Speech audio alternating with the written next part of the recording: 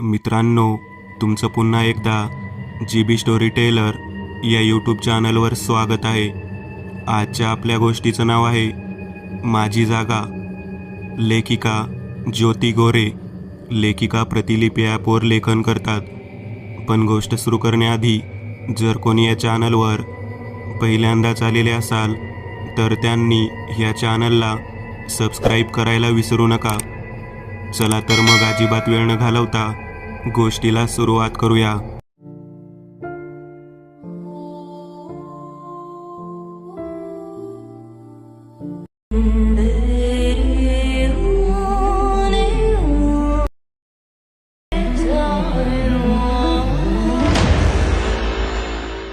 सिंधुदुर्गमधील प्रसिद्ध सावंतवाडी शहरापासून अंदाजे 2 तास अंतरावर असलेले छोटेसे गाव आंबळवाड.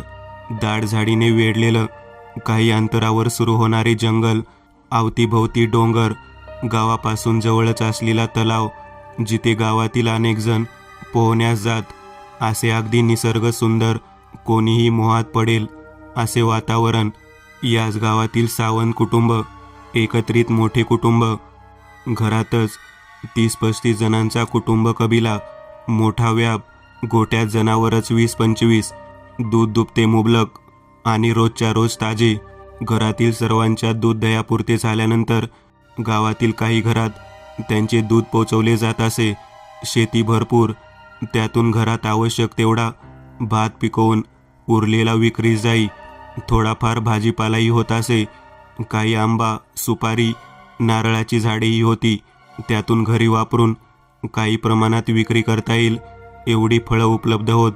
थोडक्यात म्हणायचे झाले तर खाऊन पिऊन सुखवस्तू कुटुंब. 6 भाऊ आणि त्यांचा कुटुंब कबिला, असे छान आणि आनंदी कुटुंब. दादा, भाऊ, अण्णा, काका, मोठा काका आणि छोटा काका असे 6 जण प्रत्येकाच्या पत्नी व मुलांसमवेत आनंदाने तिथे राहत होते. सर्वात मोठे दादा सैन्यात नोकरीला. त्यांचं लवकर निधन झालं.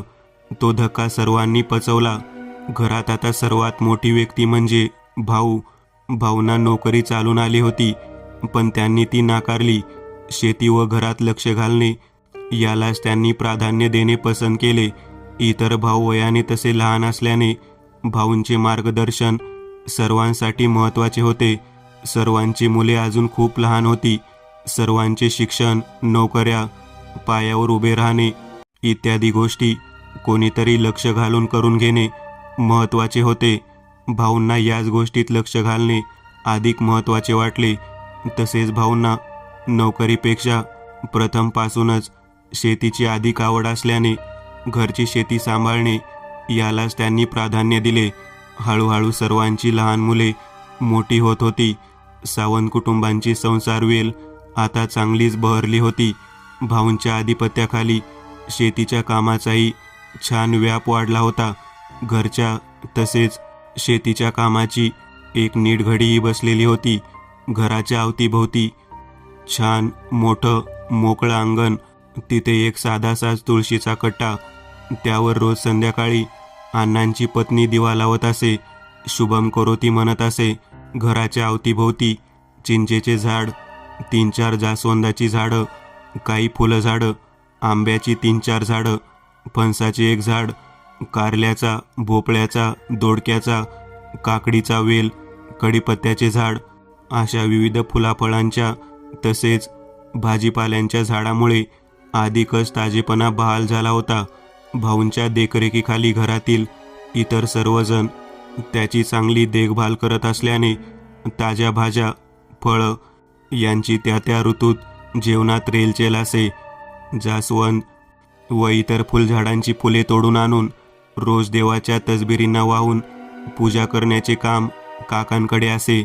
ते नित्यनेमाने आंघोळ करून फुले तोडून आणत, पूजा करत, स्तोत्रे म्हणत. पूजा झाल्यावर कधी साखरेचा तर कधी पेढे वा इतर कोणताही नैवेद्य असल्यास तो दाखवून घरातील सर्वांना तो थोडा थोडा विभागून वाटत. घराच्या आजूबाजूला सुंदर अशी वनराई, तर काही अंतरावर जंगलाचा भागच सुरू होत असे. घरापासून जवळच असलेला डोंगर, काही अंतरावर असलेला तलाव यामुळे हवेत एक छानसा गारवा नेहमी असे आणि वातावरणही नयनरम्य भासे. घरातील मुले कधीकधी सुट्टीच्या दिवशी तलावावर पोहण्यास जात असत. माणसे भरपूर असल्याने घरात 2 बाथरूम्स व 3 टॉयलेट्सचीही सोय केलेली होती. स्वयंपाक चुलीवर होत असे. लाईट जरी गावात आलेली होती तरी अजून तेवढासा आधुनिकतेचा स्पर्श झालेला नसल्याने घराच्या बाहेरील अंगणात कायम 3 दगडांवर मांडलेल्या चुलीवर भला मोठा पाण्याचा हंडा सतत तापत ठेवण्यात येई. शेती व झाडे घरचीच मुबलक असल्याने जळणसरपणाची कमतरता नसे. घरापासून काही अंतरावर बांधलेल्या मांगरात सरपण व तांदळाची पोती रचून ठेवलेली असत. भाऊ लागेल तसे ते घरी आणून टाकण्याची व्यवस्था करत. एकंदरीत श्रीमंत म्हणावे असे नसले तरी सुखवस्तू म्हणावे असे ते कुटुंब होते. परंतु नाही म्हणायला त्यांचे घर तेवढ्या जुन्या पद्धतीचे थोडे लाकडी बांधकाम असलेले असे. बाहेर ओसरी वगैरे असे होते. भाऊंच्या मनाला तेवढी एक रुकरुक सतत लागलेली होती. घर बांधायला काढायला हवे. पावसाळ्यात कधीकधी कौले तुटलेली वगैरे असली तर घरात कुठे कुठे गळत असे. घरात खोल्या अनेक, पण जुन्या पद्धतीचे बांधकाम असल्याने त्यातील 4-5 खोल्यांना जुन्या पद्धतीचे साखळीच्या कड्या अडकवून बंद करण्याचे दरवाजे बसवलेले होते. परंतु इतर खोल्यांना दरवाजेच नव्हते. घरात अजूनही चुलीवरच स्वयंपाक होत असे. चुली मात्र 3-3 होत्या. गाई म्हशी घरात भरपूर असल्याने दूध दुभत्याप्रमाणे शेणालाही कमी नसे. घर जुन्या पद्धतीचे असल्याने जमीन शेणाने सारवली जात असे. हे सडा व सारवण्याचे काम घरच्या स्त्रियांकडे असे. घर आता नव्या पद्धतीचं बांधायला हवं हे भाऊ कधी कधी बोलून दाखवत, पण त्यासाठीचा आर्थिक ताळमेळ अजून बसत नसल्याने ते घडून येत नव्हते. सर्वात मोठे असल्याने भाऊंवर असलेल्या घरच्या व शेतीच्या सर्व जबाबदाऱ्या ते समर्थपणे पार पाडत होते. त्यामुळे घरात भाऊंच्या शब्दाला एक वजन होते, मान होता. त्यांच्यापुढे बोलण्याची कोणाची टाप नसायची. शेतीच्या कामात जोत धरण्यात त्यांचा हात कोणी धरू शकत नसे. घरातल्या मुलांना जेव्हा शाळेला सुट्ट्या लागत तेव्हा त्यांनाही ते शेतावर घेऊन जात. शेतीची कामे करायला लावत. त्यांच्या शेतजमिनीवर काही जणांनी काही प्रमाणात अतिक्रमण केलेले होते. त्यांच्यावर भाऊंनी कोर्टात केस घातलेल्या होत्या. त्या केसेसच्या तारखांना भाऊ व काका मिळून जात. शिक्षण फारसे झालेले नसले तरी सर्व कागदपत्रे वगैरे भाऊच सांभाळत. काय हवे नको ते बघत. एकदा एसटी स्टँडवर कोर्टाच्या कामाला जाण्यासाठी उभे असताना भाऊंना अचानक चक्कर आली. त्यांना घरी आणले गेले. त्यावेळी तपासणीनंतर एका डॉक्टरने त्यांना हृदयविकार आहे असे सांगितले. खरं तर भाऊंची जीवनशैली इतकी निरोगी होती की त्यांना हृदयविकार असण्याची शक्यता वाटत नव्हती. परंतु त्या काळात गावी फारशा तपासण्या उपलब्ध नसल्याने खात्री करण्याचे काही साधन नव्हते. त्यामुळे गावातील डॉक्टरने सांगितल्याप्रमाणे चालावे लागे. भाऊंनी तेव्हापासून आजाराचा धसका घेतला आणि जबाबदारीची काही कामे घेणे बंद केले. मुख्यत्वे घर व शेतीच्या कामातच ते लक्ष घालत. घरी बसल्या बसल्या पुढे ते थोडा तबला वाजवायलाही शिकले. एक ठरलेला साचेबद्ध असा त्यांचा दिनक्रम असे. रात्रीचे जेवण झाले की भाऊ व अण्णा असे दोघे भाऊ थोडा वेळ गप्पाटप्पा इकडे तिकडे करत वेळ काढत. मग रात्री 11:30 ते 12 दरम्यान डोक्याला तेल लावून आणि भाऊंच्या बायकोने दिलेला काढा घेऊन दोघे झोपी जात. सकाळी गावात जाऊन दूध घालण्याचे काम आता थोडा मोठा झालेला काकांचा मुलगा सुरेश करत असे. मग भाऊ कधीतरी सकाळी स्टँडवर जाऊन वर्तमानपत्र घेऊन येत. नंतर तेही काम सुरेश करू लागला. भाऊ दर शनिवारी शनिवारच्या बाजाराला जात. भाज्या, लिंबू, कांदे, बटाटे, कोथिंबीर, पान, तंबाखू, सुपारी अशा नियमित लागणाऱ्या गोष्टी घेऊन येत. मुले लहान असताना कधी भाऊ त्यांनाही सोबत नेत असत. मग मुलांची चंगळ असे, कारण बाजारहाट झाल्यावर भाऊ मुलांना भजी खायला घालत. त्या काळी ती सुद्धा मोठ्या आनंदाची गोष्ट असे. परत येताना भाऊ मारुती मंदिरात जरासे टेकत. कोण असले तर त्याच्याशी गप्पा गोष्टी करत. कधी स्वतःच्या बायकोला बाजारात जाताना सोबत घेऊन जात. वाटेत येताना कासाराचे दुकान लागे. तिथे तिला नव्या बांगड्या भरायला देत. तिच्यासाठी ती मोठीच पर्वणी असे. आनंद तिच्या चेहऱ्यावरून त्यावेळी अगदी ओसंडून वाहत असे. भाऊंना काही औषधी वनस्पतीचेही ज्ञान होते, त्यामुळे छोट्या मोठ्या आजारांवर स्वतःच घरगुती उपचार केले जात. एकंदरीत ते अतिशय निरोगी असे आयुष्य जगले. भाऊंचे सर्वात धाकटे बंधू कायमचे मुंबईत स्थायिक झाले. ते कधीतरी भेटण्यास येत. अजून घर काही बांधता आलेले नाही ही खंत भाऊ त्यांच्याजवळही बोलून दाखवत. ते मग भाऊंना होईल, काळजी करू नका म्हणून धीर देत. शेवटी 2008 साली तो योग आला. भाऊंना 2 मुली, दोघींचेही आता विवाह झालेले होते. एक लग्न होऊन कुडाळ येथे तर दुसरी मुंबई येथे दिली होती. दोघी आपापल्या घरी सुखात नांदत होत्या. भाऊंच्या पुतण्याचेही आता विवाह होऊन घरात सुना आल्या. त्यांचे आयुष्य अगदी चाकोरीबद्धपणे व समाधानकारक सुरू होते. पण अजूनही नवे घर बांधण्याचा योग आला नव्हता. त्यामुळे भाऊ थोडे चिंतेत होते. अखेर साल 2008 मध्ये सर्व काही जुळून आले आणि त्यांनी नवे घर बांधायला काढलेच. 4 ते 5 महिन्यात काम पूर्ण झाले.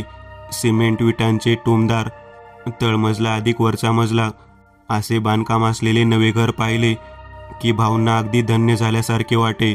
घरात त्यांनी नवीन पद्धतीनुसार किचन, त्यात ओटा, गॅस, आवश्यक तेवढ्या रूम्स, बाथरूम, टॉयलेट, बाहेर गाडी उभी करण्यास जागा, त्यावर पत्र्याची शेड अशी सर्व सोय करून घेतली. हाताशी आलेल्या घरातील तरुण मुलांनी थोडीफार आधुनिक फुलझाडे वगैरे घरांभोवती लावून घर छान सजवले. नवीन घर सजले खरे, पण पूर्वीचे गाई म्हशींचे वैभव काही आता नव्हते. एकात दुसरे जनावर घरात उरले होते. मुले छोट्या मोठ्या नोकरीला लागली होती. त्यामुळे गोठा काढून टाकण्यात आला होता. शेतीची कामेही कमी झाली होती. भाऊंचे आयुष्य आता अगदी शांत संत होऊन गेले. त्यांच्यासाठी नव्या घरात एक स्वतंत्र खोली ठेवण्यात आली होती. त्यात खास स्वतंत्र बेडची व्यवस्था होती. पूर्वी सतरंजीवर झोपणारे भाऊ आता त्या त्यांच्यासाठी असलेल्या खास बेडवर झोपत. बेड शेजारी असलेल्या खिडकीतून घराच्या आजूबाजूस असणारी झाडे दिसत. काम नसल्यास भाऊ त्या बेडवर पडून खिडकीतून बाहेर तासनतास पाहत बसत. त्यांच्या शरीरावर आता वार्धक्याचा अंमल चढत चालला होता. शरीर निरोगी असले तरी थकत चालले होते. त्यांचा तो रूम आणि त्यांचा तो बेड म्हणजे आता त्यांचे अत्यंत आवडते ठिकाण असे. तिथे पडून खिडकीतून बाहेर पाहत राहणे त्यांना अतिशय आवडे. 2015 साली भाऊ आजारी पडले, पण त्यातून बरे झाले. त्यांना फुफ्फुसाचा विकार झाल्याचे निदान झाले. त्या काळात ते त्यांच्या आवडत्या बेडवर पडून आयुष्यात कधीही न म्हटलेली गाणी गुणगुणत असत. पुढे 2018ला ते पुन्हा आजारी पडले. शेवटी 2020 मध्ये त्यांच्या आवडत्या बेडवरच त्यांनी समाधानाने त्यांचा शेवटचा श्वास घेतला. 87 वर्षांचे दीर्घायुष्य त्यांना लाभले. त्यांच्या मृत्यूनंतर घरातील सर्व नातेवाईक जमले व विधिवत सर्व अंत्यसंस्कार करण्यात आले. त्यांच्या 2 मुलीपैकी एक जणच अंत्यसंस्कारात हजर राहिली, पण दुसऱ्या मुलीस म्हणजे गीतास काही अपरिहार्य कारणाने येणे जमले नाही. ती नंतर येऊन भेटून गेली. 6 महिन्यानंतरची गोष्ट. भाऊंची दुसरी मुलगी गीता तिच्या 12-13 वर्षाच्या मुलासह माहेरी आली. वडिलांच्या मृत्यूनंतर तिला राहायला यायला जमले नव्हते, म्हणून यावेळी ती राहण्यासच आली. वडिलांची ती लाडकी मुलगी टायपिंगचा कोर्स वगैरे करून सरकारी खात्यात कामाला लागलेली. दिवसभर भाऊ वहिनींबरोबर खेळ घालवल्यानंतर रात्रीचे जेवण झाल्यावर झोपण्यासाठी म्हणून ती व तिचा मुलगा खोलीत आले. त्यांची झोपण्याची व्यवस्था भाऊ ज्या खोलीत झोपत त्याच खोलीत त्यांच्या आवडत्या बेडवर केलेली होती. गीताला हाय BP, डायबिटीस सारखे विकार असल्याने स्ट्रॉंग औषध चालू होती. तिने तांब्यातल्या पाण्याबरोबर गोळ्या घेतल्या आणि झोपली. स्ट्रॉंग गोळ्यांमुळे तिला गाढ झोप लागत असे. आवाज झाल्याचे वा इतर कसलेही भान नसे. तिचा मुलगा तेजस तिच्या शेजारी झोपून गेला. काही वेळाने तेजसला विचित्र भास होऊन जाग आली, पण त्या लहान मुलाला नीटसे काही समजेना. त्याने पुन्हा झोपण्याचा प्रयत्न केला, पुन्हा पहाटे त्याला विचित्र स्वप्न पडले की प्रत्यक्ष भास झाला त्याचे त्यालाच कळेना. कोणीतरी त्याला हलवून उठवत असे त्याला वाटले. तो दचकून उठला. त्याने आईला उठवण्याचा प्रयत्न केला, पण ती गोळ्यांच्या अंमलाखाली इतकी गाढ झोपली होती की काही केल्या ती उठेना. शेवटी घाबरलेला तेजस तसाच कसा तरी पडून राहिला. सकाळी गीता उठल्यावर मुलाला भेदरलेल्या अवस्थेत पाहून त्याला काय झाले असे तिने विचारले. तेव्हा तेजसचे उत्तर ऐकून गीता हादरून गेली. तेजस म्हणाला, आई अगं, आजोबा तर मेलेले आहेत ना, मग ते मला रात्रभर सारखे येऊन त्यांच्या जागेवरून उठायला कसे काय सांगत होते. ते मला म्हणत होते, उठ, माझ्या जागेवर कोणी झोपायचं नाही. घाबरून मला झोपच लागली नाही. तुला मी सांगण्यासाठी उठवत होतो, पण तू उठतच नव्हतीस. आजोबा तर मला सारखा त्रास देत होते. हे ऐकल्यावर गीता अक्षरशः हादरली. आता काय करावे हे तिला सुचेना. तेवढ्यात तिला तिच्या चुलत भावाची उन्मेषची आठवण आली.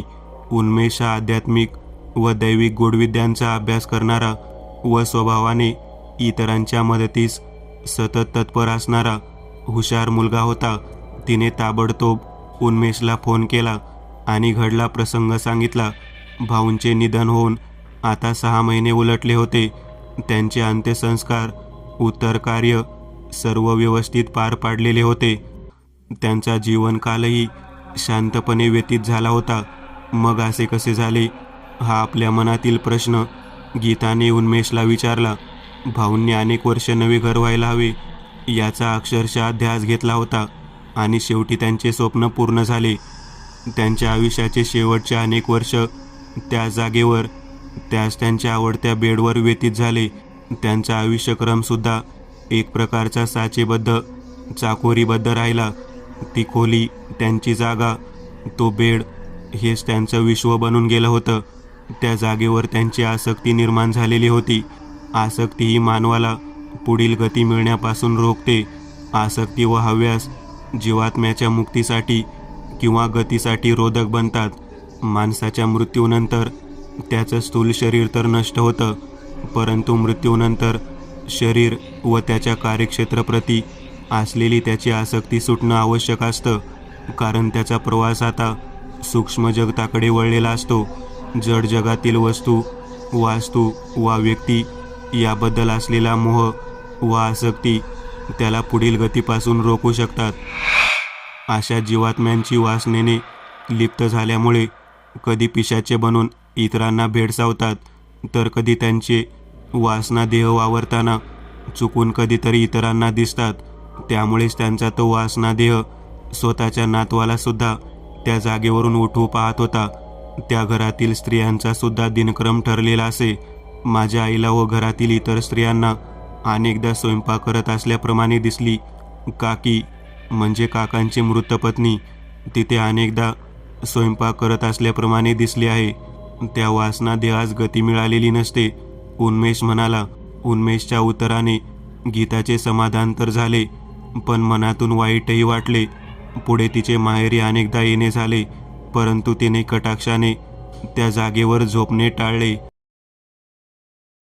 मित्रांनो, आज पुरतं एवढंच. तुम्हाला जर काही गोष्ट आवडली असेल तर नक्की लाईक करा. तुमच्यापैकी बरेचसे जण व्हिडिओ लाईक न करताच पळून जातात, पण हा जर व्हिडिओ तुम्ही लाईक केला तर मला जरा बरं वाटेल आणि असेच भारी भारी व्हिडिओ बनवायची माझ्यात एनर्जी येईल. त्यामुळे नक्की लाईक करा. आणि अजूनही कोणी या चॅनलला सबस्क्राईब केलेलं नसाल तर लगेच सबस्क्राईब करून टाका. आणि बाजूची घंटी ती मात्र दाबायला विसरू नका. देवाची घंटी आहे ती. चला तर मग पुन्हा भेटूया अशीच एक आगळी वेगळी गोष्ट घेऊन पुढच्या भागात.